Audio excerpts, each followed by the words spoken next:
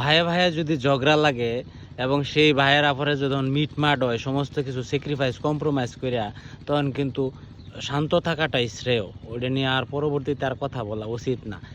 এইটা আমাদের ধর্মীয় ব্যাপারে খুবই সাবলীলভাবে উল্লেখ করা আছে, যেন পরে কম্প্রোমাইজ বা মিনিমাইজ করিয়া আবার সহাবস্থানে যাওয়া, শান্তিপূর্ণ সহাবস্থান যাকে বলে।